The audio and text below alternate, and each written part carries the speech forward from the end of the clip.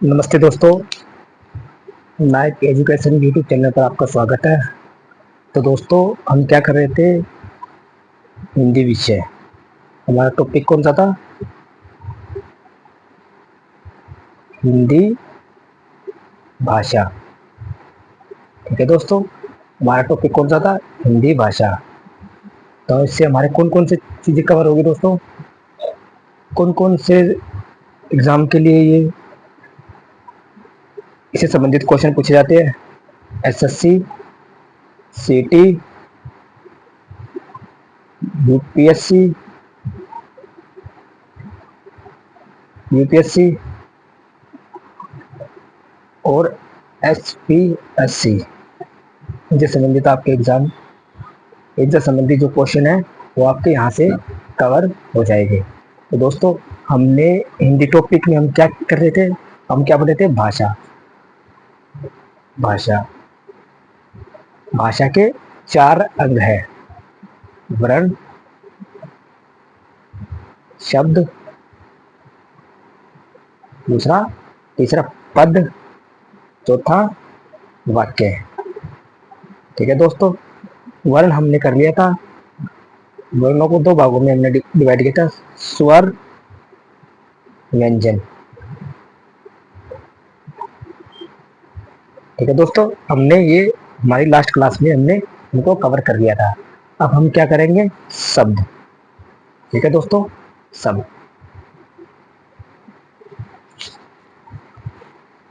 हम क्या करेंगे? शब्द। ठीक है दोस्तों,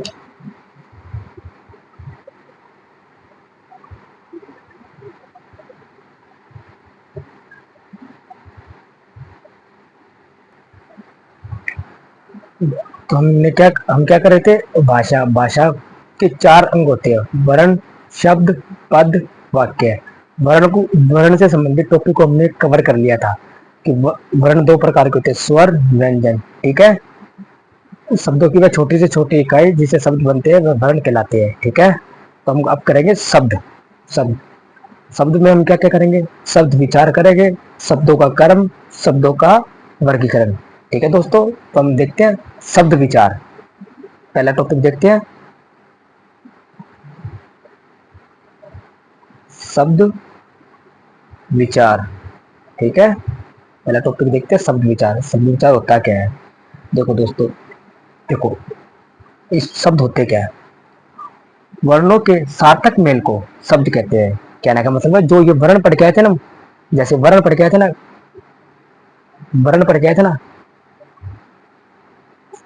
ए, आ, स्वर, क, ख, ये वर्ण पढ़ के आए थे ना, इनके सार्थक मेल को, इनके वर्णों के सार्थक मेल को क्या कहते हैं?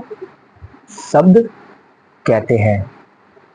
वर्णों के सार्थक मेल को शब्द कहते हैं। जैसे कमल क्या है? किसी नाम को रिप्रेजेंट कर रहे हैं। कमल। ग्राम क्या है? किसी स्थान को रिप्रेजेंट कर रहा है। तो ये क्या है? शब्द है। ठीक है दोस्तों, ये तुम्हें ध्यान में रखना है। वर्ण हम पढ़ चुके हैं, स्वर और व्यंजन इसके बारे में देख चुके हैं। ठीक है, आप करते हैं इनका वर्गीकरण। करते हैं इनका वर्गीकरण। ठीक है, तो वर्गीकरण में हम सबसे पहले कौन सा देखते हैं? स्रोत इतिहास, यानी कि स्रोत इतिहास। और इनको उत्पत्ति के आधार पर, इनको उत्पत्ति भी कह सकते हैं, उत्पत्ति के आधार पर भी इनका वर्गीकरण किया जा सकता है। ठीक है, यह मुख्य रूप से 5 प्रकार की, स्रोत के आधार पर अगर वर्णों का वर्गीकरण है तो ये 5 प्रकार के होते हैं। 5 प्रकार के होते हैं। कितने प्रकार के होते हैं? ये 5 प्रकार के होते हैं। ठीक है, तो देखते हैं पहला कौन सा है इसमें। पहला कौन सा है? तस्म शब्द। तस्म शब्द। ठीक है, पहला कौन सा? तस्म शब्द। तो तस्म शब्द होते कौन से हैं? ठीक है, तस्म शब्द 2 शब्दों से मिलकर बने हैं। दो शब्दों से मिलकर बने हैं तत् प्लस में सम। ठीक है, इसका अर्थ होता है समान। इसका अर्थ क्या होता है? समान। इसका अर्थ होता है समान।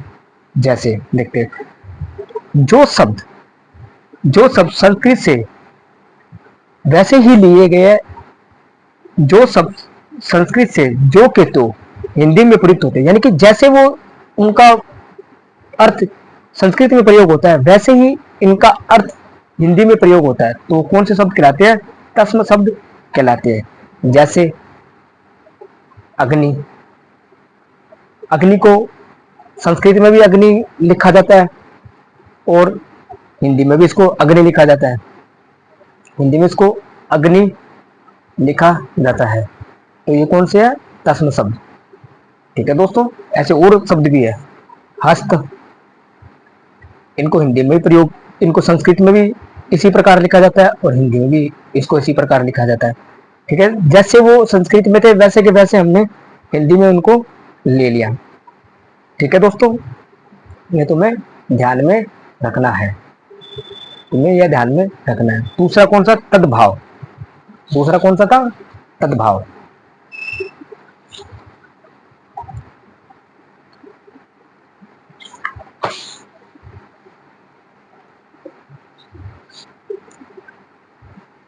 दूसरा कौन सा था? तद्भाव।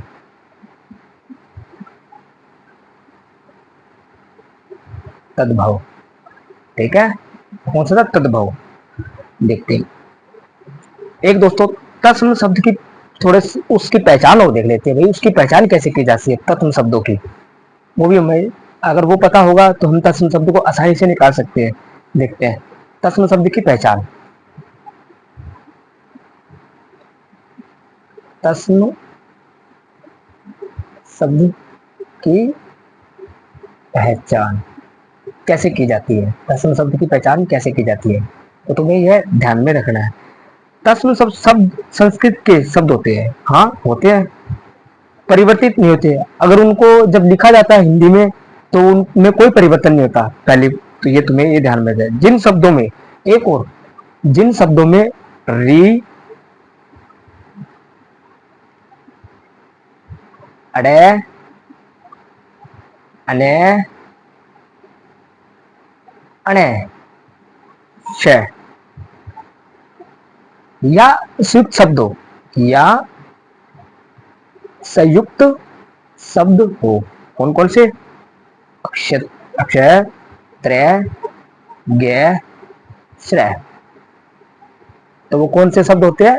तस्म शब्द कहलाते हैं। एक और दोस्तों, पहले क्या देखा था हमने? पहले क्या था वो संस्कृत से, संस्कृत में जैसे लिखे जाते हैं वो हिंदी में भी वैसे लिखे जाते हैं, उनमें कोई परिवर्तन नहीं होता। फर्स्ट। दूसरा क्या था? री, अड़े, अणे, अणे, अणे, छ या संयुक्त शब्दों, तो वो सब तस्म शब्द कहलाते हैं। एक और तीसरा कौन सा पॉइंट था इसका? अनुस्वर।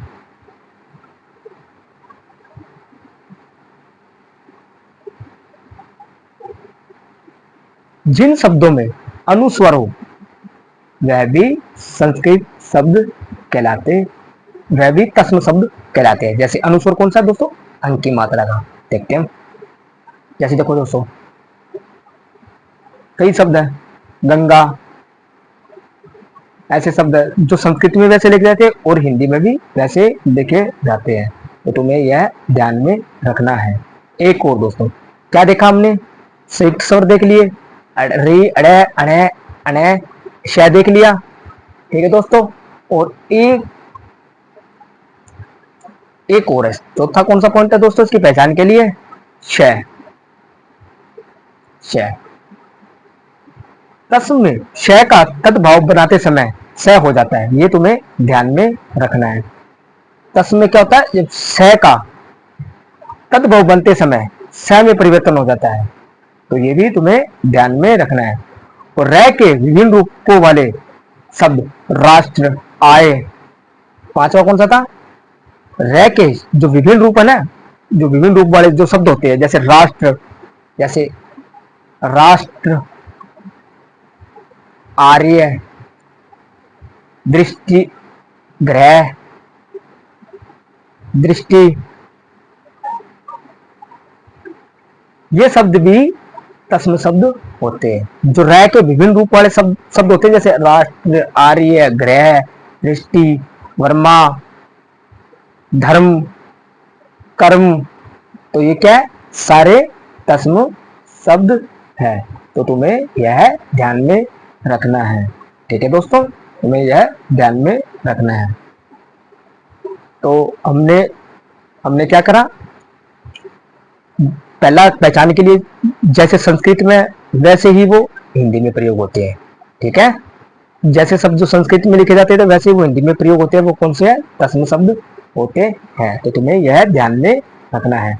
दूसरा कौन सा था, री, अड़े, अणे, अने, अणे, श, इनसे संबंधित जो भी शब्द आते हैं संस्कृत से लेकर हिंदी में, तो वो कौन से होते हैं, तस्म शब्द होते हैं। जैसे तुम देखो, इसके एग्जाम्पल लेते हैं री का, ऋषि, ऋषि, इसको संस्कृत में भी ऐसे लिखा जाता है और हिंदी में भी ऐसे लिखा जाता है। ठीक है, और एक और देख लेते हैं, अण्या का देख लेते हैं, अण्या का,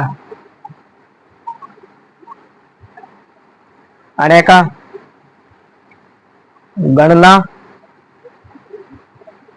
समझ रहे बात को, ठीक है, करण, 11 ना 200, तो ये क्या है, तस्म शब्द है। ठीक है, तुम्हें यह ध्यान में रखना है। स्वीप स्वरों में देख अगर निकालोगे तो शीर, त्रय का देखते हो क्षेत्र, त्रिशूल, ज्ञान, ज्ञ का देखते हो ज्ञान, श्रय का देखते हो अश्रु, श्रवण, श्रम, तो ये सारे क्या है, तस्म शब्द है। एक क्लिष्ट शब्द और देख लेते हैं दोस्तों, क्लिष्ट शब्द, ये शब्द भी तस्म होते हैं। जैसे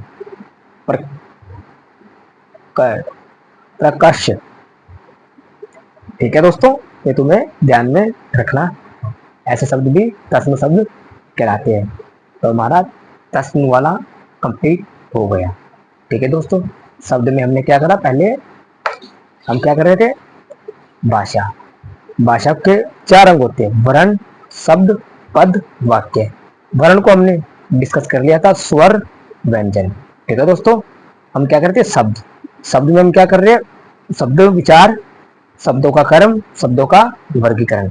तो स्रोत के आधार पर हमने, स्रोत के आधार पर हम शब्दों का वर्गीकरण कर रहे थे। ठीक है, तो पहले हमने देखा था शब्द होते क्या है, वर्णों के सार्थक जो मेल होता है ना, सार्थक जो मेल होता है जिसका अर्थ निकले, वो क्या कहलाते हैं, शब्द कहलाते हैं। ठीक है, वर्गीकरण में हमने देखा स्रोत, इतिहास के आधार पर वर्णों को 5 भागों में डिवाइड किया जाता है। तस्म शब्द, इसका जो पहला था तस्म शब्द, हमने इसको कवर कर लिया। तस्म शब्द 2 शब्दों से मिलकर बना है, तस, तस प्लस में सम, यानी कि सम्मान, जो संस्कृत से जैसा है वैसा ही हम उसको हिंदी में लिखेंगे, तो वो कौन से शब्द कहलाते हैं, तस्म शब्द। इसकी पहचान के लिए हमने, इसकी पहचान के लिए हमने 5-6 पॉइंट को डिस्कस किया था।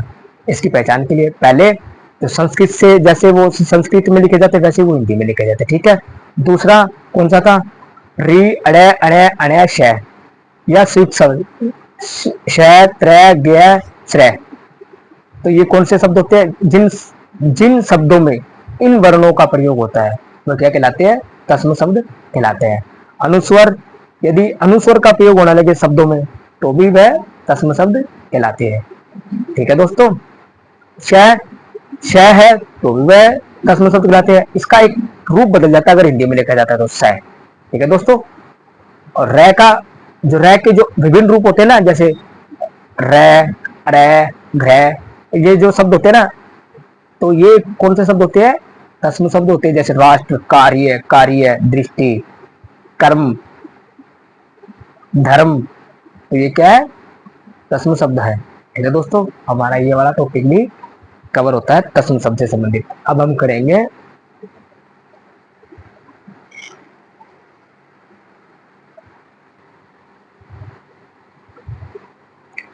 तो हम देखते हैं तद्भाव शब्द। ठीक है दोस्तों, हम देखते हैं तद्भाव शब्द। देखो दोस्तों, तस्म शब्द में क्या देखा था हमने कि वो जैसे जैसे वो संस्कृत में प्रयोग होते थे वो शब्द, उन्हीं का जैसे उनका अर्थ संस्कृत में लिया जाता था वैसे उनका हिंदी में लिया जाता है, और जैसे वो संस्कृत में लेके जाते हैं वैसे वो हिंदी में लेके जाते हैं, लेकिन अर्थ में कोई परिवर्तन नहीं होता था। तो ये क्या था, तस्म शब्द थे। लेकिन इसमें क्या था दोस्तों, तद्भाव में क्या देखेंगे हम कि जो जो सब संस्कृत में लिखे जाते हैं और समय के साथ उन्हें हिंदी में लिखा जाने लगा, तो उनके वर्णों में कुछ परिवर्तन हो गया, तो वो क्या कहलाते हैं, तद्भाव शब्द कहलाते हैं। तो ठीक है दोस्तों, उनका देखते हैं तद्भाव। तद्भाव शब्द भी दो शब्दों से मिलकर बना है, तत् प्लस में भाव, ये भी दो शब्दों से मिलकर बना है। ठीक है दोस्तों, दो शब्दों से मिलकर बना है। इसका अर्थ भी वैसे ही उत्पन्न होता है जैसे उसका हिंदी में उत्पन्न हुआ था। ठीक है दोस्तों, देखते हैं एक एग्जांपल, समझते हैं इसकी, थोड़ा सा डिटेल में जाते हैं। देखो, जो सब संस्कृत से, कहने का मतलब है जो सब संस्कृत से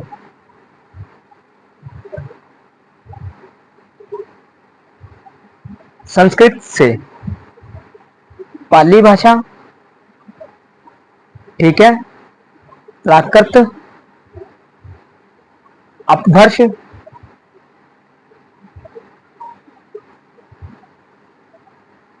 इस दौर से गुजरकर आए हो। भाई संस्कृत से जो शब्द चलकर इस बार इसमें प्रयोग हुआ, प्राकृत में प्रयोग हुआ, अपभ्रंश में प्रयोग हुआ, ठीक है, और उसके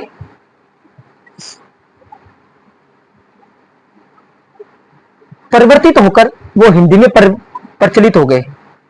भाई उनमें परिवर्तन के साथ हिंदी में प्रचलित हो गए, तो उन्हें तद्भाव शब्द कहा जाता है। उन्हें तद्भाव शब्द कहा जाता है। तो तुम्हें यह ध्यान में रखना है। ठीक है, जैसे अग्नि है, ये क्या है, एक संस्कृत शब्द है, लेकिन यह परिवर्तित होकर पाली प्राकृत अपभ्रंश से परिवर्तित होकर हिंदी में आग लिखा जाने लगा, हिंदी में आग लिखा जाने लगा। तो ये क्या है, तद्भाव शब्द है। तो तुम्हें इसको ध्यान में रखना है। ठीक है दोस्तों, इसी प्रकार शीर है, शीर को अब खीर लिखा जाने लगा। ठीक है दोस्तों, तो तुम्हें यह ध्यान में रखना है।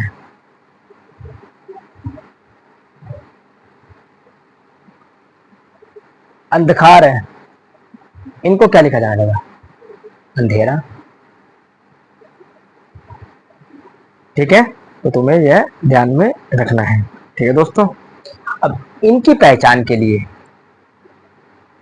इनकी पहचान के लिए हमें क्या ध्यान में रखना है। ठीक है,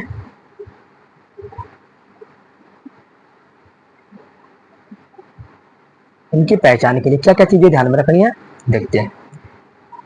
भाई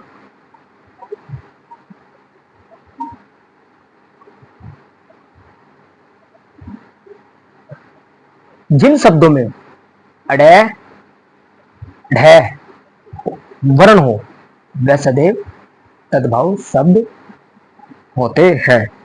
ठीक है, फर्स्ट हो गया। सेकंड है, जिन शब्दों में चंद्र बिंदु हो,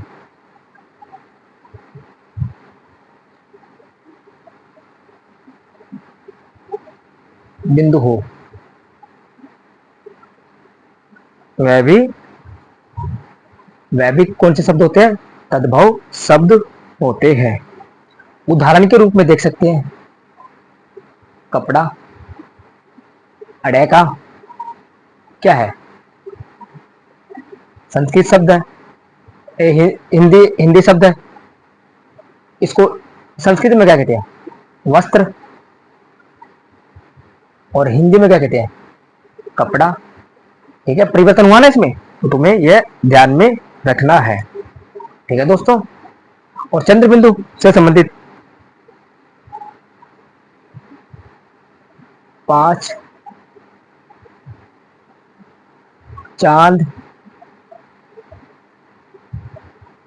ठीक है, आंख, तो ये कौन से शब्द है?